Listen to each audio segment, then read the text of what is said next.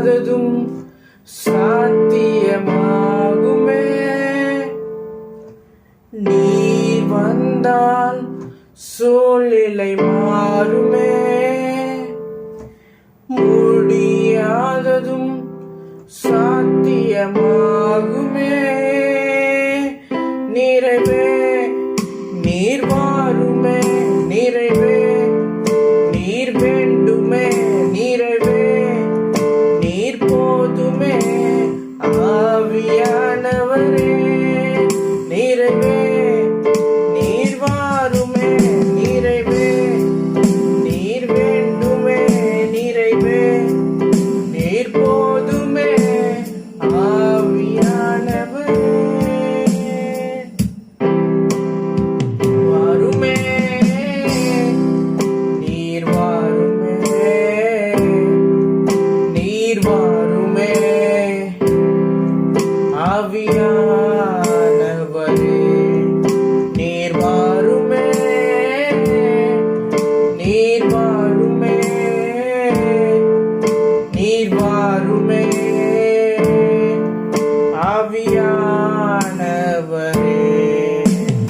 நீர் வந்தால் சூழ்நிலை மாறுமே.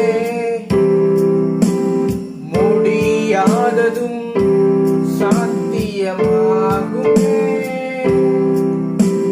நீர் வந்தால் சூழ்நிலை மாறுமே. முடியாததும் சாத்தியமாகுமே. நிறைவே நீர் வாருமே. நிறைவே நீர் வேண்டுமே. நிறைவே நீர் போதுமே. ஆவியானவரே நிறைவே நிறைவே வாருமே. வாருமே. வாருமே. நிறைவான ஆவியானவரே நீர் வரும்போது குறைவுகள் மாறுமே. நிறைவான ஆவியானவரே நீர் வரும்போது குறைவுகள் மாறுமே. நீர் வந்தால் சூழ்நிலை மாறுமே. முடியாததும் சாத்தியமாகுமே. நீர் வந்தால் சூழ்நிலை மாறுமே. முடியாததும் சாத்தியமாகுமே. நிறைவே நீர் வாருமே. நிறைவே நீர் வேண்டுமே. நிறைவே நீர் போதுமே.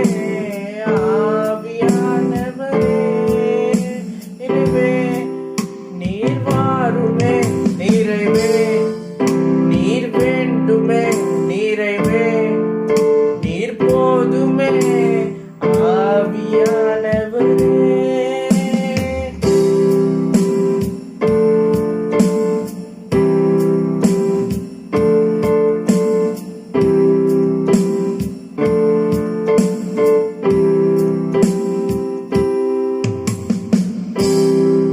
கர்த்தருடைய பரிசுத்த நாமத்திற்கு மகிமை உண்டாதாக. இந்த நாளிலும் கூட ஒரு சிலர் யோசித்து கொண்டிருக்கிறீர்கள், எனக்கு இந்த பிரச்சனை இருக்கிறது, எனக்கு இந்த பிரச்சனை சரியாகாதா என்று சொல்லி நீங்க எல்லாம் நினைத்து கொண்டிருக்கிறீர்கள். இந்த பிரச்சனை சரியாகணும்னா ஒருவேளை இந்த பெரியவர் வந்தா சரியாகுமா, இவங்க வந்தா சரியாகுமா, அவங்க வந்தா சரியாகுமான்னு சொல்லி நீங்க நினைத்து கொண்டிருக்கிறீங்க. ஆனா அவங்களாம் வந்தா இந்த பிரச்சனை சரியாகாது. யார் வந்தா நிஜமா சரியாகும்னு பார்த்தீங்கன்னா, நம் ஆண்டவர் தேவன் வந்தால் மாத்திரம்தான் இந்த பிரச்சனைகள் எல்லாம் மாறும்.